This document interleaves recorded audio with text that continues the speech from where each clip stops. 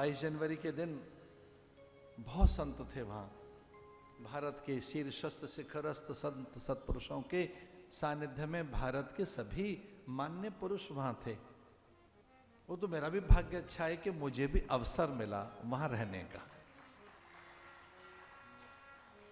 उसके बाद फिर अनेक संतों के साथ ऐसी अलग अलग स्थानों पर बैठकर कुछ सामान्य चर्चाएं हुई, और एक दिन कुछ महापुरुष ऐसा कह रहे थे और उनकी बात में मुझे बड़ी दिव्यता अनुभूत हुई। कुछ महात्मा ऐसा कह रहे थे कि 22 जनवरी के दिन, जिस दिन राम प्रतिष्ठित हुए अयोध्या में, उसी दिन से इस देश का वास्तु बदल गया है, प्रकृति बदल गई है, स्वभाव बदल गया है। क्या अच्छा नहीं हो रहा है? क्या दिव्यताएं प्रकट हो रही हैं?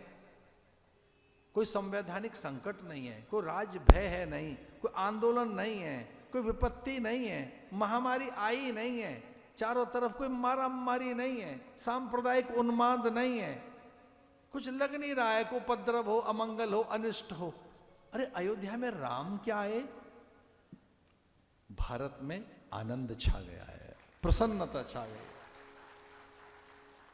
न जाने अलग अलग ढंग से राम को किन किन चश्मों से देखने का प्रयास किया। कुछ लोगों ने वो कितने सहज हैं, शांत हैं, निर्वैध हैं, आनंदित हैं, और बार बार कभी कभी ऐसा भी कहते रहते हैं, जब समय लगेगा तो राम के दर्शन करने जाएंगे।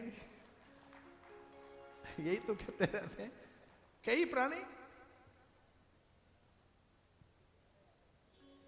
राम भारत की भोर की पहली गूंज है, राम प्रतिज्ञा है, शपथ है, मंत्र है। बस अंत में ये कहना था, राम कथा सुनी नहीं जाती, पी जाती है। राम कथा अमृत है, पेयम पेयम श्रवण पुटके रामा नामाभिरामम ध्येयम ध्येयम सतत मनसा तारकम ब्रह्म स्वरूपम। ये तारक मंत्र है, ये तारण मंत्र है। राम राम करते रहना, हनुमान के आश्रम में रहना, गौ का ग्रास निकालते रहना, सूर्य को अर्घ देते रहना, यति योगी तपहपूत सन्यासियों का, वृद्धों का, अतिथियों का आदर करते रहना, माता पिता का, दीनों का, जो साधनहीन है उनका भी। निसंदेह देव आपके घर पधारेंगे। जो दूसरों के सेवा के कार्य में लगे हैं, जो पारमार्थिक प्रयोग कर रहे हैं, उनके यहाँ प्रकाश आता है, देववास होता है। वो सदा ही सर्वथा सब प्रकार की अनुकूलताओं के साथ जीवन जीते हैं।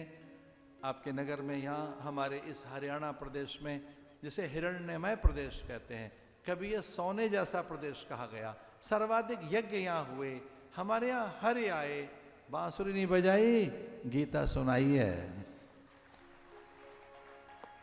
इस प्रदेश में ब्रह्मा ने इतने यज्ञ किए, हम बड़भागी हैं, हम इस प्रदेश के वासी हैं। मेरे भारत का अभ्युदय हो, ऐसी अनेक शुभकामनाओं के साथ। हरि अनंत, हरि कथा अनंता। भगवान अनंत हैं, उनकी कथाएं अनंत हैं, उनकी गाथाएं अनंत हैं। रामायण शतकोट अपारा, एक रामायण तो है नहीं, राम के अनेक अवतार हैं। रामायण शतकोट अपारा, नाना भात राम अवतारा। राम को जैसे अवतरित करना चाहें, जिस ढंग से भजना चाहें, वैसे ही वो प्रकट होते हैं। जाके रही भावना जैसी, प्रभु मूर्ति देखी तिन तैसी। राम जी किसको मिले और पहले किससे मिले, इसके लिए फिर एक चातुर्य राम का। वो ब्रह्म है ना, घट घटवासी है, सब में है।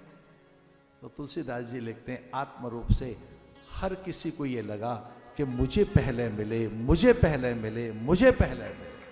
अमित रूप प्रगटे तै काल, अमित रूप प्रगटे तेहि काल। यथा योग मिले वही कृपाला, यथा योग मिले कृपाला।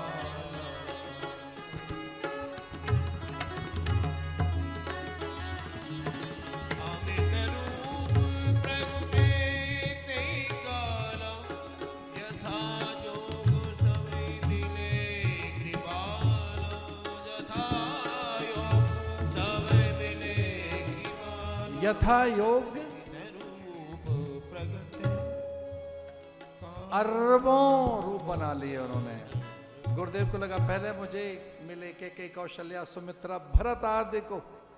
प्रत्येक प्रजा के सामान्य प्राणी को लगा कि मुझे पहले मिले। क्षण में सवै मिले भगवाना, उमा मरम ये काहू न जान। पार्वती को कथा सुनाते हुए महादेव कह रहे हैं कि एक क्षण ऐसा आया कि वो सबको मिल लिए, और ये किसी को नहीं पता लगा कि राम वहीं रहे, और आत्म रूप से वो सबको मिल लिए। ध्यान रखना, जब प्राण चले जाते हैं तो कहते हैं इसके राम चले गए। वो प्राण रूप में है, आत्म रूप में है, चेतना के रूप में है, वो चैत्य सत्ता है, वो हम में नित्य विद्यमान सत्ता है।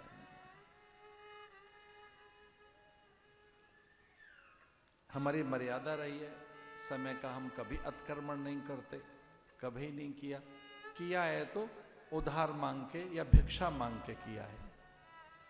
उधार का अर्थ क्या है?